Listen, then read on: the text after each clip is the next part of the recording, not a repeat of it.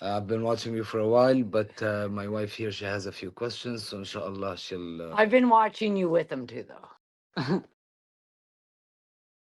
All right, perfect. You can go ahead. Any questions that you have, you can ask. Okay.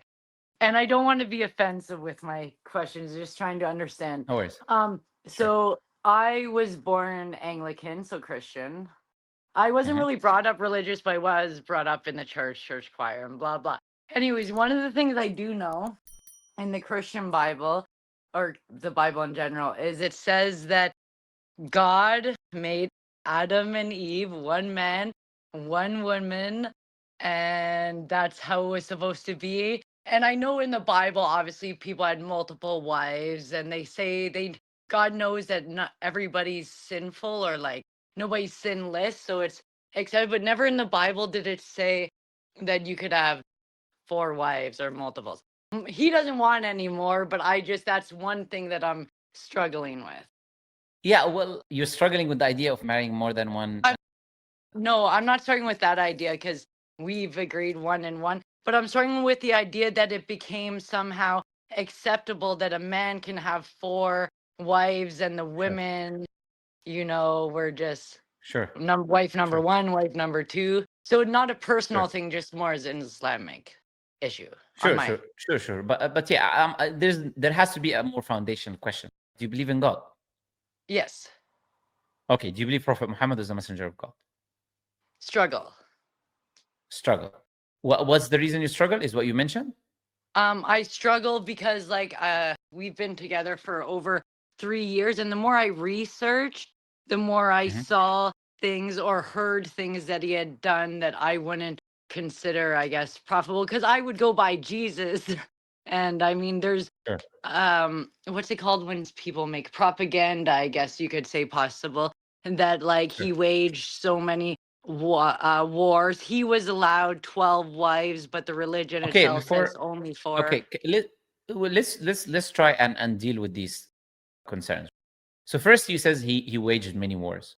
Do you know like a name of one battle the Prophet ﷺ waged? No. Okay. Do you know the first battle that took place?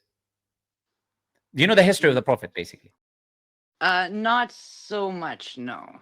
Okay. So Prophet Muhammad had two kind of stages in his mission of giving the message. The one was in Mecca and one was in Medina.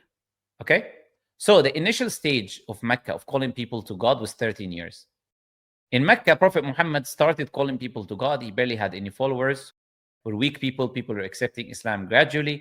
That was the initial stage of calling people to God. And verses of the Quran were revealed. The Quran was revealed in 23 years. It took 23 years. So a portion of the Quran was revealed in Mecca, and verses of the Quran were coming down. And Prophet Muhammad was prohibited from fighting anyone in his Meccan period, by the way. So Okay. Prophet ﷺ was there. And towards the end of the 13 years, the disbelievers of Mecca have plotted because people are accepting Islam. Disbelievers of Mecca plotted to kill the Prophet ﷺ.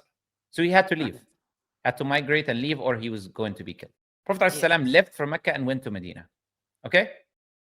When the Prophet ﷺ went to Medina, the disbelievers of Quraysh didn't stop there. The people in Medina, all of them, there was two tribes, Aus and Khazraj, they welcomed the Prophet and they accepted Islam.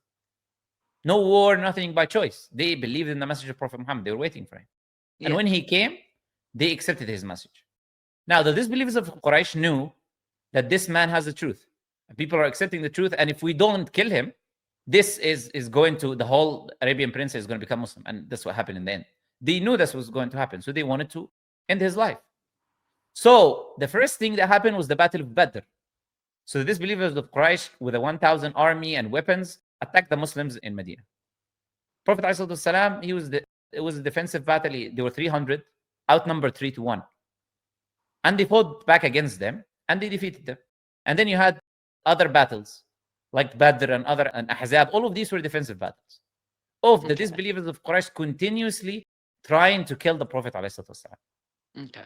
So when someone comes and blames the Prophet Muhammad, I'll give you, I told the Prophet ﷺ was 13 years in calling to God in Mecca. Do you know what happened in that time? His companions were killed.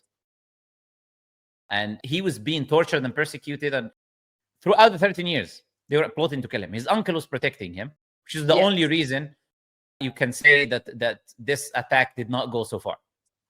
But it was all persecution, essentially, for 13 years. Prophet ﷺ left. And then the Prophet ﷺ came back with an army of 10,000 to Mecca. Now, when the conquest of Mecca happened, now I'm telling you, these people keep attacking the Prophet, but now that it's a counterattack. Now, Prophet ﷺ took an army of 10,000 people and went for the conquest of Mecca. Okay? Do you know the Prophet surrounded Mecca? Do you know what the disbelievers of Quraysh did? The same people I'm telling you were persecuting the Prophet and trying to kill them and all of that. Those same people, they surrendered because there's a 10,000 people army. Do you know what the Prophet did? Tell me, what the Prophet do? The people who were killing his companions, insulting him, torturing him for 13 years. When he came back with an army of 10,000 people, what did he do? He offered peace. But we were just saying he wages wars and he kills people. Yeah. So if this is the truth, then what should he Well, be I don't doing? know. I'm taking a guess on what you're going to Yes. say. Yes, yeah, but I'm saying if we were to apply this logic that people bring with attacking the Prophet, then the natural thing will be he'll take back his revenge. Prophet Yes. ﷺ said to them, you are free. أنتم الطلقاء, and he let them go. Okay. And he said there is no blame on you today, basically. Imagine 13 years, you know, us as a human being, someone does something bad to you once, and you spend your entire life not talking to them. Some people, their family members, they insult them or do something bad to them once, and they spend their entire life not talking to them. Now I'm telling you, 13 years of persecution. Prophet comes back and he let them go free.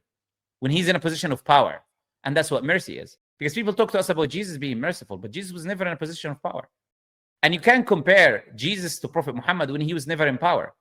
Jesus spent 3 years of ministry, and he was in a position of weakness under the Byzantine Empire or whatever. He was in a position of weakness under Caesar. And he said to the people, give to Caesar what is due to Caesar, pay him taxes, basically. So Jesus was you cannot compare 23 years of the life of a person, 13 years in persecution, and when he had power, to someone who never had power. That's not a fair comparison. Mercy is given when you are in a position of power. Yes, Jesus said to the people, oh, forgive and do, but he was not in a position of power. So that's not the real definition of mercy. Because you're not in power anyways. What can you say other than that? Even if you don't say let them go, you cannot say go attack them because you're weak.